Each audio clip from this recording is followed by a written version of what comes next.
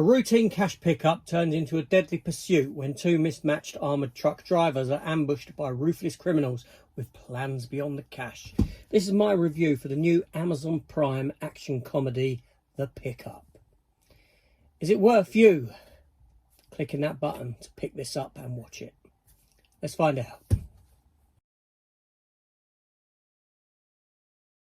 So this film here comes at us directed by Tim Story, who's probably best known for movies like Ride Along 1 and 2 and the 2005 Fantastic Four movie and its subsequent sequel, Rise of the Silver Surfer.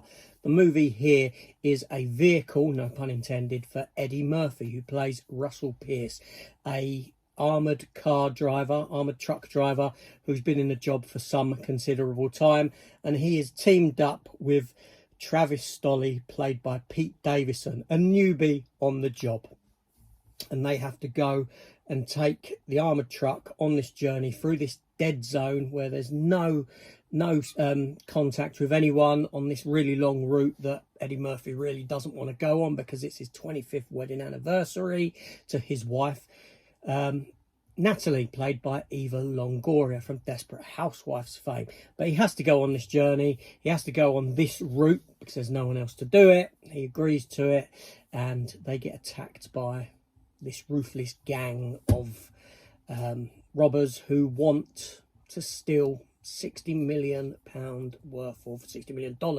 worth of cash. Only the armoured truck doesn't have that much in it, only has about 3,000. So what's going on there? Well, therein is the story.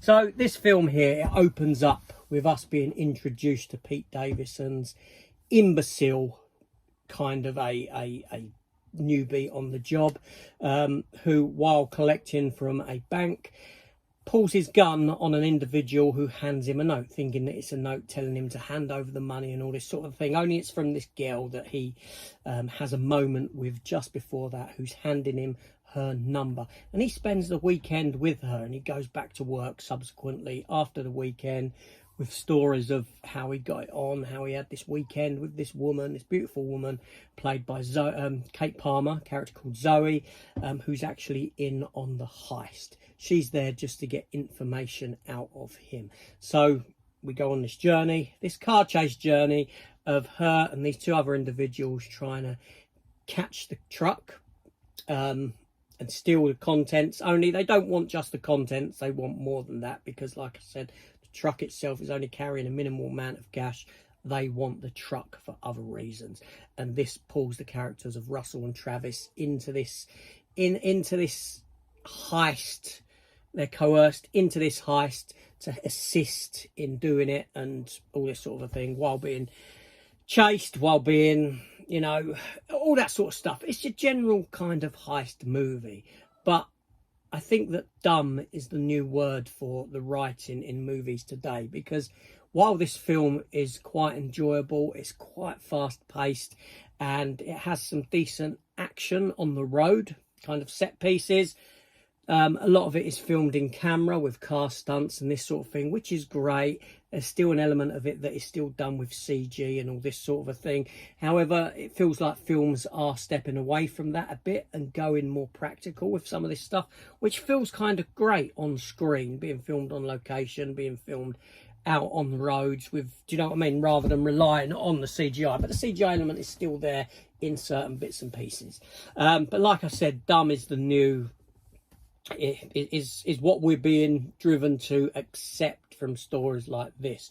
I mean, you know, the characters, it's one of those films where when you're watching it, you're kind of thinking, well, why don't you do this? Why don't you do that? You know, why are you, you know, as these people being chased, Russell and Travis, why are you, you know, making this decision instead of this decision? That sort of thing plays out all the way through. There's a bit of romance between the character of Zoe and Travis, because they do kind of have this thing. However, I do feel that as the film started, the Eddie Murphy and Pete Davidson didn't really play well off of one another. They do as the film progresses and gets to the end. There's a bit more between them, but at first it was like, oh, this is a bit mismatched. They haven't very got good on-screen chemistry and this sort of thing, but it kind of developed as the film goes on, which I suppose is a good thing in the narrative sense. But when you've got like the boss of these two ringing up the character of Travis, or through the radio, and telling him that he's fired halfway through his day, halfway through his shift, when he's got a truck full of money, is dumb. Is dumb writing, and there's other elements of dumbness throughout that you just think, no, this is just, this is just stupid. But like I said, it's it's a thrill ride of a movie. It's okay for a one-time watch. It's enjoyable enough. It's got a few laughs here and there, nothing outrageous, and it offers up 96 minutes of a decent time, but one that, it's a ride that I won't want to take again. That's the best I can say.